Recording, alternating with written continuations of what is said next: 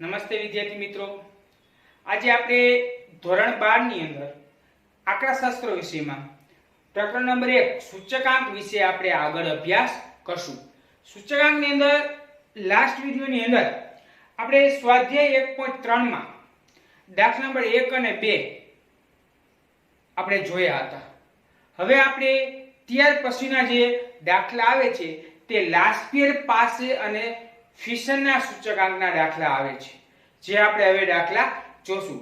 તો લાસ્પિયર પાસે અને ફિશનના જે દાખલા રહ્યા છે તે દાખલા 12 બોર્ડની અંદર 5 માર્કની અંદર પૂછાઈ શકે છે.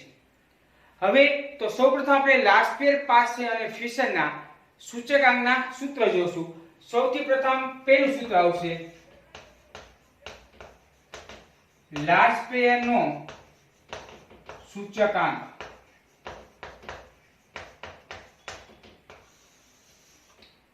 એનું સૂત્ર બને IL બરાબર સિગ્મા P1 Q0 છેદમાં સિગ્મા P0 Q0 ગુણ્યા 100.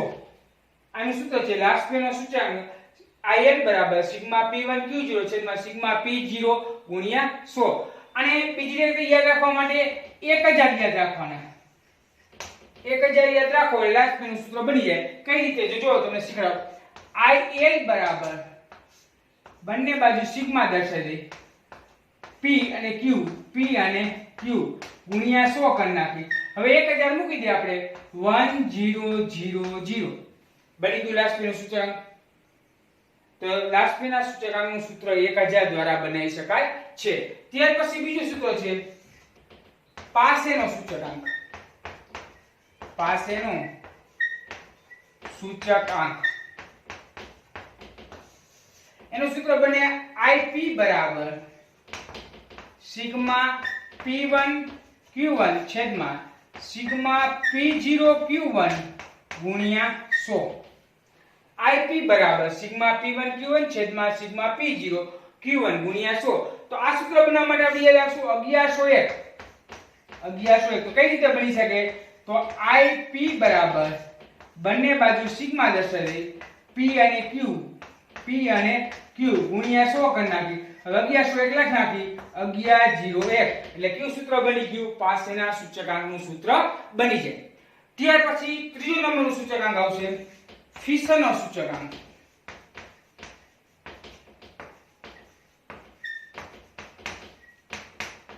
જેને આદર્શ સૂચકાંક પણ કહી શકાય.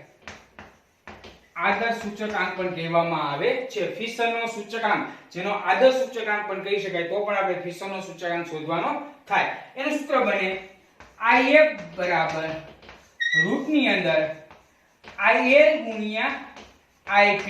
એટલે કે IL નો જે સૂચકાંક મળ્યો તે અને IP નો જે સૂચકાંક મળ્યો તે, એટલે કે લાસ્પિયર ગુણ્યા પાસેનો સૂચકાંક કરી નાખી અને વર્ગમૂળ કાઢી નાખી એટલે આપણે ફિશનનો સૂચકાંક મળી જાય. અથવા બીજું સૂત્ર પણ રહેલું છે IF બરાબર રૂટની અંદર સિગ્મા P1 Q0 છેદમાં સિગ્મા P0 Q0 ગુણ્યા સિગ્મા P1 Q1 છેદમાં સિગ્મા P0 Q1 અને રૂટની 12 ગુણ્યા 100. આ બંનેમાંથી કોઈ પણ સૂત્રનો આપણે ઉપયોગ કરી શકીએ છીએ જ્યારે ફિશનના સૂચકાંક માટે. તો આ હતા લાસ્પિયરના સૂચકાંકનું સૂત્ર, પાસેના સૂચકાંકનું સૂત્ર અને ફિશનના સૂચકાંકનું સૂત્ર. હવે આપણે જોઈશું દાખલાની અંદર. ચલો સૂત્ર લખી લેજો અને કાલે હોમવર્કની અંદર આ તમામ જે સૂત્ર રહેલા છે લાસ્પિયર, પાસે અને ફિશન સૂત્ર એ બધા સૂત્રો 3 વખત લખવાના. 3 વખત સૂત્રો લખવા હોમવર્કની અંદર. 3 વખત આ સૂત્રો તો લખવાના રહેશે અને મોઢે યાદ રાખવાના રહેશે. ચલો હવે આગળ દાખલામાં જોઈએ આપણે.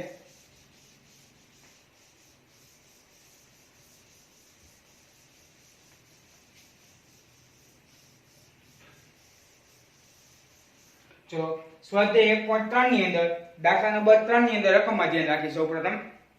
તો નીચેની માહિતીને આધારે વર્ષ 2014 ને આધાર તરીકે લઈ 2015 માટે લાસ્પિયર પાસે અને ફિશરનો સૂચકાંક શોધવાનો છે. તો પહેલા આપણે આપ્યું છે વસ્તુ. ઘઉં, ચોખા, દાળ, તેલ, કાપડ અને કેરોસીન. ત્યાર પછી આપણે એકમ આપેલું છે અને વર્ષ 2014 અને 2015. વર્ષ 2014 ની અંદર જથ્થો અને ભાવ આપણે આપેલા છે. 2015 ની અંદર પણ જથ્થો અને ભાવ આપણે આપેલા છે. 2014 નો જથ્થો જે રહેલો છે તેને આપણે Q0 કહીશું અને એના ભાવ જે રહેલા છે તેને P0 કહીશું. 2015 નો જે જથ્થો રહેલો છે તેને Q1 કહેશું અને તેના 2015 ના ભાવ જે રહેલા છે તેને P1 કહેશું. તો સ્વાધ્યાય 1.3 દાખલા નંબર 3.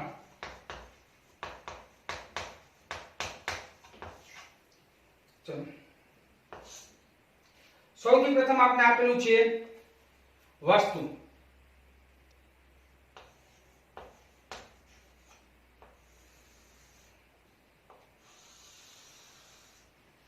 વસ્તુ આપણે આપેલી છે ઘઉં, ચોખા,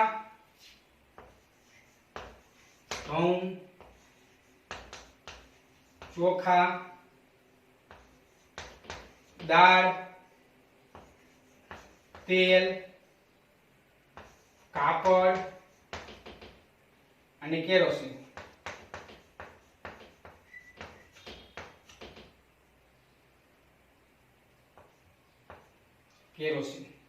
ત્યાર પછી આપણે આપેલ છે એકમ. એકમમાં કિલોગ્રામ, ચોખામાં પણ કિલોગ્રામ આપણે આપેલું છે, દાળમાં પણ કિલોગ્રામ આપણે આપેલ છે, તેલમાં પણ કિલોગ્રામ આપેલ છે, કાપડમાં મીટર આપેલ છે, કેરોસીનમાં લીટર આપણે આપેલ છે. ત્યાર પછી જે રકમ જેમ આપેલી છે તે પ્રમાણે લખવાની. 2014 એ આધાર વર્ષ છે એટલે કે 0 દર્શાવવાનું અને 2014 નો જથ્થો છે એટલે Q0 કહેવાશે. અને બીજું આપણે આપેલું છે P0, ભાવ આપણે આપેલા છે 2014 નો. તો Q0 અને P0 બંને દર્શાવી દે. ચલો Q0 આપણે કરી રહ્યા છે 20 10 10 20 10 10 6 15 8 6 15 અને 8 સોરી 8 ને 18 6 15 અને 18. ત્યાર પછી ભાવ આપણે આપેલા છે 2014 એટલે P0 15 20 26.50 24.80 21.25 અને 21. ત્યાર પછી આપણે આપ્યું છે 2015 વર્ષ. 2015 નો જથ્થો અને ભાવ. 2015 ને 1 કહેવા છે એટલે જથ્થો એટલે Q1 અને પછી આપણે આપ્યું છે P1. Q1 અને P1.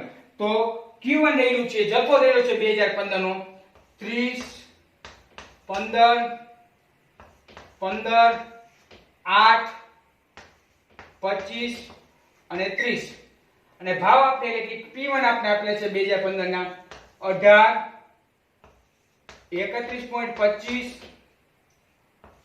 29.50 30 25 28.80. તો આ રીતે આપને વિગત આપેલી છે. તો એક બાબત ખાસ ધ્યાન રાખવાની, જે રીતે આપને વિગત આપેલી હોય એ મુજબ જ આપણે રકમ દર્શાવવાની. જેમ આપને આપેલું છે એ પ્રમાણે દર્શાવવાનું. જેવી રકમ આપને આપેલી એ પ્રમાણે રકમ ગોઠવણી, એ પ્રમાણે P1 Q1 નક્કી આપણે કરવાનું થાય. જો 2014 હોય તો 0 હોય, જથ્થો હોય તો P0, ભાવ હોય તો Q0. જો 2015 હોય એટલે કે ચાલુ વર્ષ હોય તો Q1 જથ્થો હોય તો અને ભાવ હોય તો P1. હવે જે લખવાની ક્રમમાં દર્શાવવાની, પહેલા દર્શાવવાનું P1 Q0 નું કોલમ, પછી આવશે P0 Q0 નું કોલમ, ત્યાર પછી બીજા બે કોલમ દર્શાવવાના P1 Q1 અને છેલ્લે P0 Q1. આ ચાર કોલમ બનાવવાના. આ ચાર કોલમ ક્રમમાં જ બનાવવાના. પહેલા P1 Q0, પછી P0 Q0, પછી P1 Q1 અને પછી P0 Q0. હવે જેમ રહ્યા છે એ પ્રમાણે ગુણાકાર કરતા જઈએ. ચાલો પહેલા છે P1 Q0. P1 ક્યાં છે? આ P1 અને Q0 ક્યાં છે? આ Q0. પહેલું કોલમ અને છેલ્લું કોલમ. ચલો 20 ગુણ્યા 18 બરાબર 360. ત્યાર પછી 10 ગુણ્યા 31.25 એટલે આવશે 312.5 312.5 ત્યાર પછી છે 10 ગુણ્યા 29.50 એટલે આવશે 295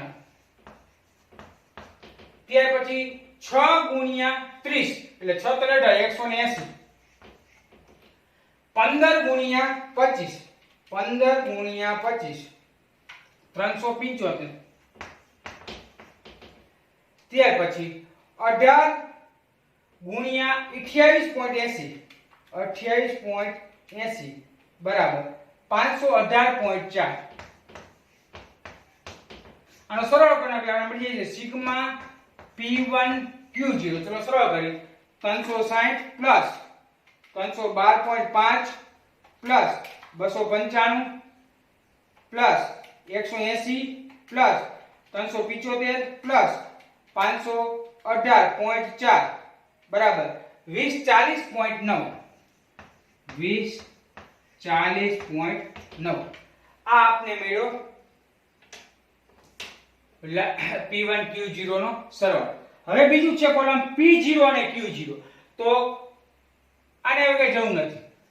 આ P0 છે અને આ Q0 આ બંને બાજુ બાજુનો છે સરવાળો છે. ચલો 15 ગુણ્યા 20 15 ગુણ્યા 30 300 15 ગુણ્યા 20 ગુણ્યા 10 એટલે થાય 200 26.50 ગુણ્યા 10 એટલે 265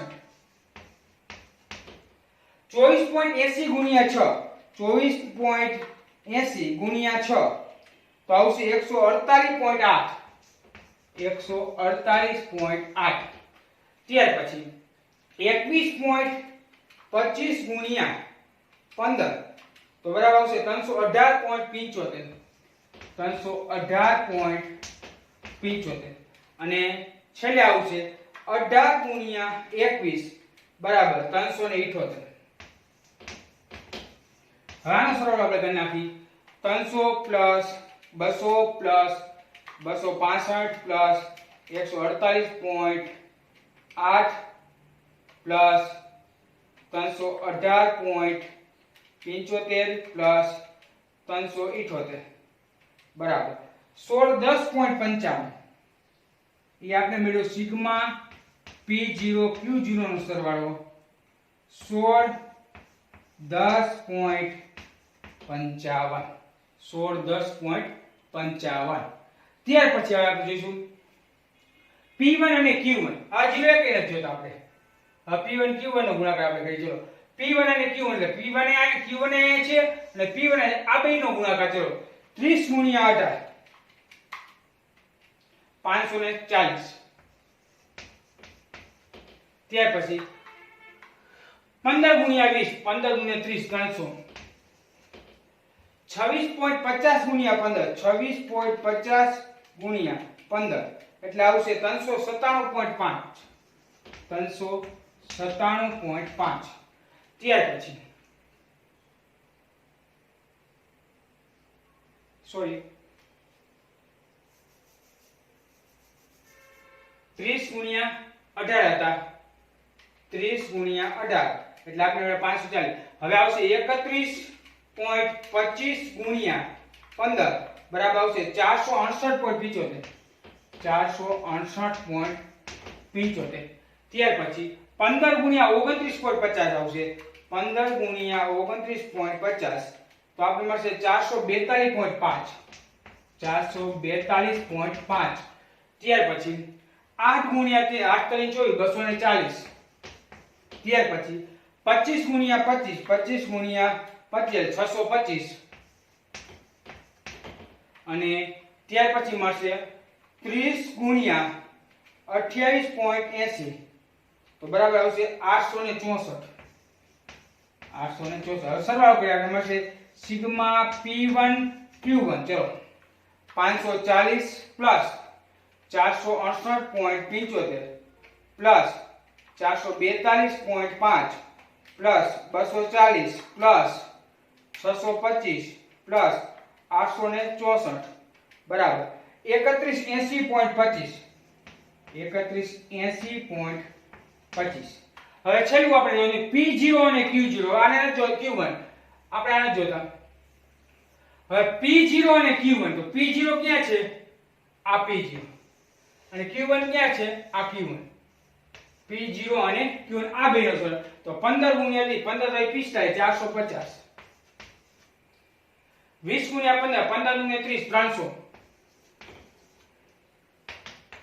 26.50 ગુણ્યા 15 બરાબર 397.5 397.5 ત્યાર પછી 24.80 ગુણ્યા 15 24.80 ગુણ્યા 15 ને ગુણ્યા 8 બરાબર 198.4 198.4 ત્યાર પછી 21.25 ગુણ્યા 25 બરાબર 531.25 531.25 અને છેલ્લે 21 ગુણ્યા 30 21 ગુણ્યા 30 બરાબર 630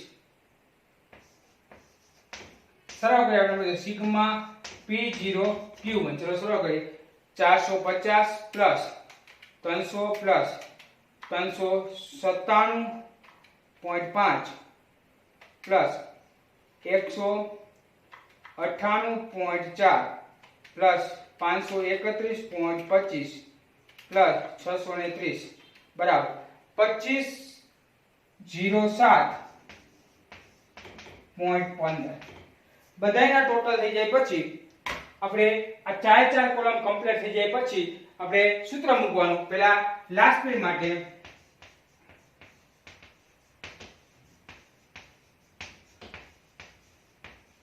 લાસ્ટ પીરિયડ નો સૂચકાંક સૂત્ર લખવાનું IL બરાબર સિગ્મા P1 Q0 છેદમાં સિગ્મા P0 Q0 ગુણ્યા 100 હવે આપણે ક્રમમાં જ લખેલા P1 Q0 અને પછી P0 Q0 તો ક્રમમાં જ લખી લઈ લેવાના 2040.90 છેદમાં 1610.55 ગુણ્યા 100 ચલો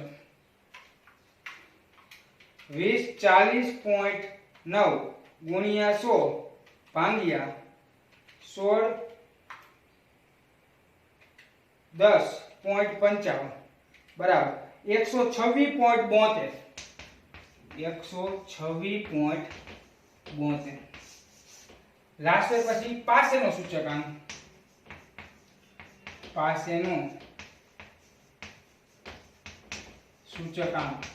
એનું સૂત્ર મૂકવાનું IP બરાબર સિગ્મા P1 Q1 છેદમાં સિગ્મા P0 Q1 ગુણ્યા 100 બરાબર તો એ પણ ક્રમમાં જ લીધા છે જો P1 Q1 P0 Q1 તો 3180.25 છેદમાં 2507 ગુણ્યા 0.15 ગુણ્યા 100 ચલો સાદો જવાબ દે 3180.25 ગુણ્યા 100 ભાગ્યા 2507.15 બરાબર 126.85 126.85 હવે આપણે છેલ્લે ફિશરનો સૂચકાંક શોધી લઈએ ફિશરનો સૂચકાંક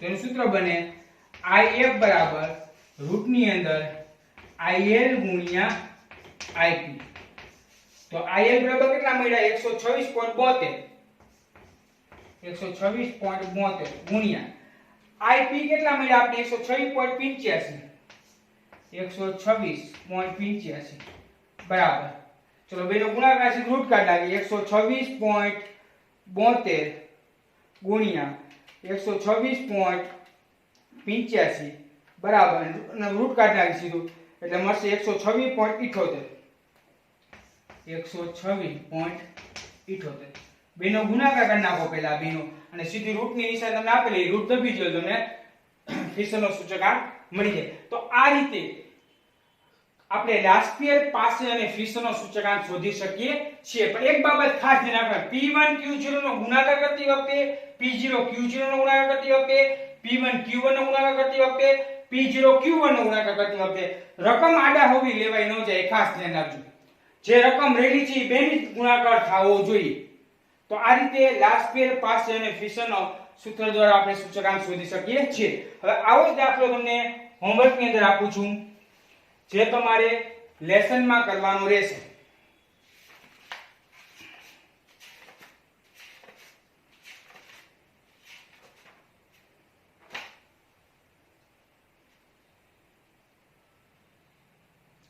એક રહ્યું છે ઉદાહરણ નંબર 12 હોમવર્કમાં.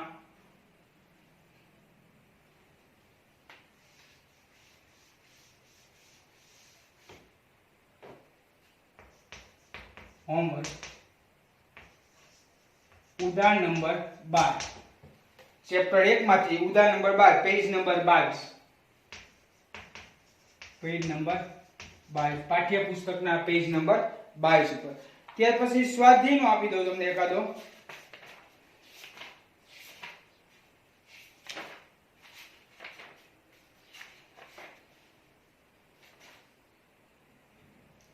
વિભાગ F ની અંદર દાખલા નંબર 1 વિભાગ F.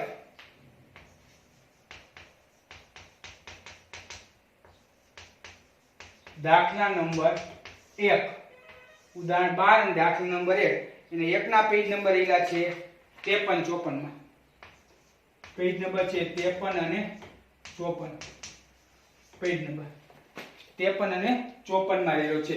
તો આ બંને દાખલા હોમવર્ક ની અંદર કરવાના રહેશે. આગળ મેં તમને સૂત્રો પણ આપ્યા હતા, જે સૂત્ર 3 વખત લખવાના, લાસ્પેર પાસે અને ફિશરનો સૂચકાંક, અને આ બે દાખલા ગણવાના રહેશે. આપણે અહીંયા સુધી અત્યારે રાખશું. આગળ આપણે નેક્સ્ટ વિડિયોની અંદર જોશું. અસ્તુ.